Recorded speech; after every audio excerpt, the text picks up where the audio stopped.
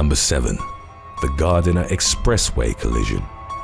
On March the 23rd of 2021, a Toronto nurse was involved in a harrowing collision with a dump truck on the Gardiner Expressway. At the time of the incident, 26-year-old Courtney Earhart was driving her Mini Cooper to work, where she'd been helping vaccinate homeless people in the area. At about 10 a.m., she was rear-ended by a dump truck as she was merging onto the westbound ramp near the intersection of Lakeshore Boulevard and Jarvis Street. Her vehicle was flipped sideways as the truck proceeded to push her up the ramp. The trucker was seemingly oblivious to the fact that Earhart's Mini Cooper had become lodged beneath his bumper, and he continued pushing her for more than 2,000 feet, which is a distance greater than that of 5 football fields. A couple who'd witnessed the entire ordeal was able to pull in front of the dump truck and finally get the driver to stop. Earhart was examined by paramedics who'd been called to the scene. While she was sore and shocked, the nurse fortunately came away without any serious injuries, and she consequently didn't have to go to the hospital. The driver of the truck was reportedly shaken upon realizing what had transpired, and he was charged with several traffic-related offenses. Number 6. Rogel Lazaro Aguilera Maderos. A 25-year-old truck driver faced criminal charges after he lost control of his vehicle and caused a fiery crash along a Colorado mountain highway on April the 15th of 2019. The Texas-based trucker was identified as Rogel Lazaro Aguilera Maderos, who was hauling lumber in his semi-trailer when the devastating accident occurred. It was reported that the brakes to Aguilera Maderos' truck were failing at the time of the incident, causing him to travel down Interstate 70 at speeds of up to 85 miles per hour. He allegedly passed a total of 4 runaway truck ramps along the roadway, instead attempting to weave dangerously in and out of traffic. At one point, the trucker was driving along the shoulder and aimed to clip the back of a parked semi in order to reduce his vehicle's momentum. Aguilera Maderos' last-ditch efforts were unsuccessful, and he ultimately plowed into stopped traffic, triggering a 28-car pileup that took the lives of 4 individuals. During his trial, Aguilera Maderos admitted that he'd never driven along the Colorado mountains before and was unfamiliar with the interstate. In October of 2021, he was convicted on 27 counts, 4 of which were vehicular homicide. Number 5. Wayne Adam Ford. A trucker from Petaluma, California, confessed to carrying out a series of violent murders between 1997 and 1998. Wayne Adam Ford began working as a long-haul trucker after he'd gotten divorced from his wife and moved to the Northern California coast. The first dead body that was linked to Ford was found in October of 1997. Authorities believed the female victim had been a hitchhiker picked up by the truck driver prior to her death.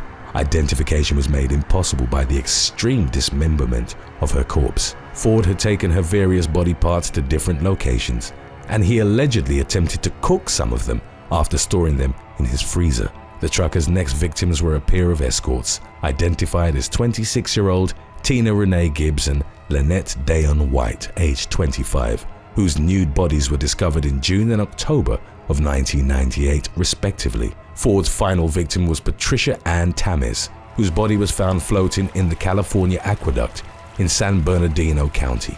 Roughly a week later, Ford turned himself into the Humboldt County Sheriff's Department. He walked into the office with Tamez's severed breast in his pocket. Ford ultimately confessed to the 4 murders, but investigators have theorized that the trucker may have been responsible for other killings as well. He was charged with 4 counts of first-degree murder and sentenced to death in August of 2006. Number 4. Timothy J. Vafides. In November of 2016, a Utah trucker was found guilty of enslaving women in his semi-trailer as he drove across the United States. Timothy J. Vafides was first brought into custody in 2014 after police officers at a Minnesota way station noticed bruises on the face of a 19-year-old woman who was traveling with the truck driver. Upon further investigation, it emerged that the young woman had previously filed a restraining order against Vafides that prohibited him from contacting her. Vafides had attacked her when she'd attempted to leave him, inflicting the bruises that ultimately caught the attention of law enforcement officials. Following the trucker's arrest, a second woman came forward and reported that she'd been held captive in Vafidis' truck in a similar manner as the first victim when she was 18 years of age. In the ensuing court proceedings, it was established that Vafidis had abused a total of 6 women. He faced charges in connection to only 2 of them, however, as the other cases were reportedly too old for legal action to be taken. Vafidis was allegedly obsessed with vampires, and he branded his truck the Twilight Express. It was revealed in court that the driver regularly assaulted his victims after trapping them in his semi-trailer and forcibly grinding down their teeth. Vafidis, who was dubbed the Vampire Trucker by certain media outlets, pleaded guilty to the charges levied against him, and he was subsequently sentenced to 20 years in federal prison. Number 3. Bruce Mendenhall.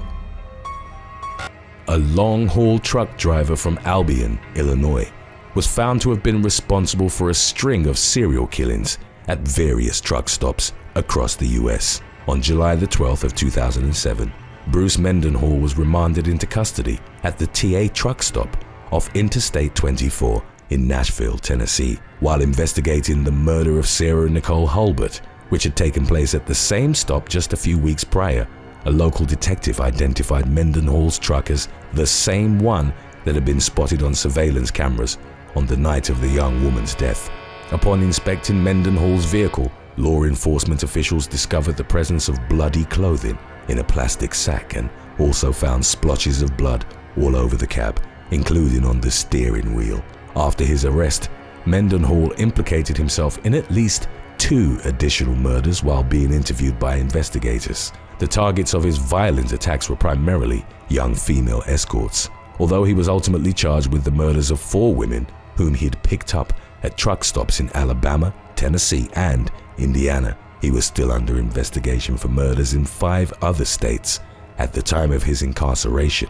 While serving out the multiple life sentences he'd been given, Mendenhall was sentenced to an additional 30 years behind bars after it was discovered that he tried to arrange the murders of 3 witnesses from his trial.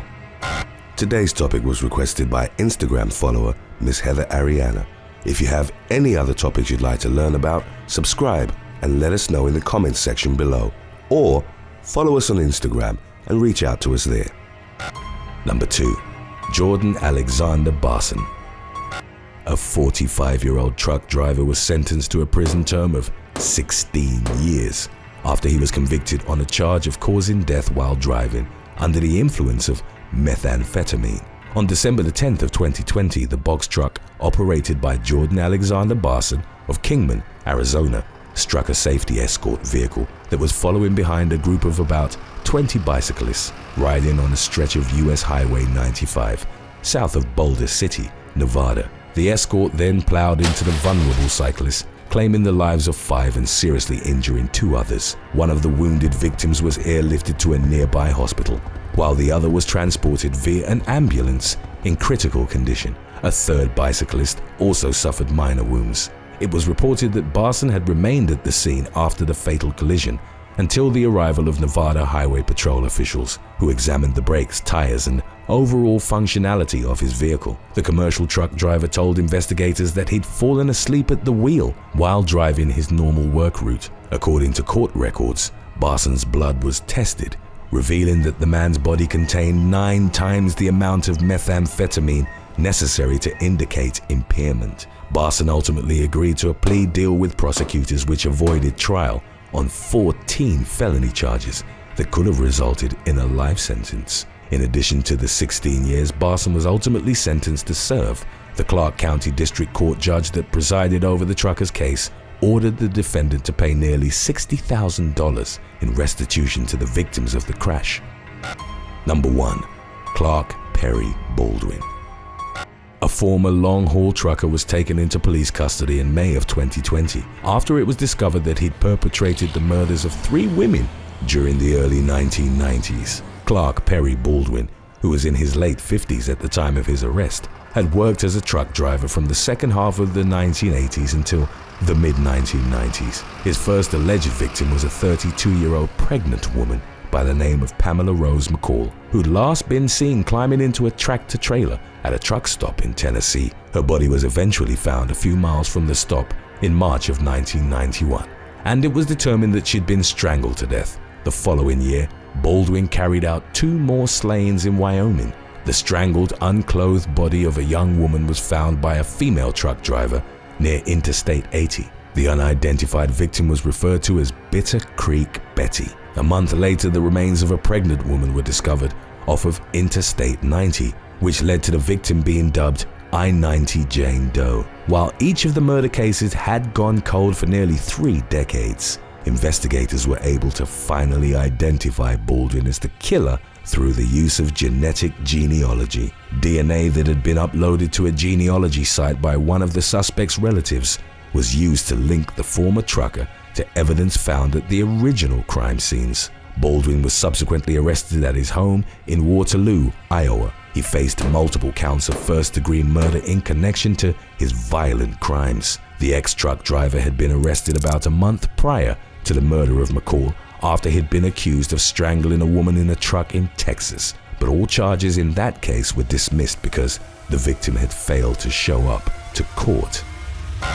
Thanks for watching. Would you rather be a trucker on some of the iciest roads in the world or have to live in a secluded desert home? Let us know in the comments section below.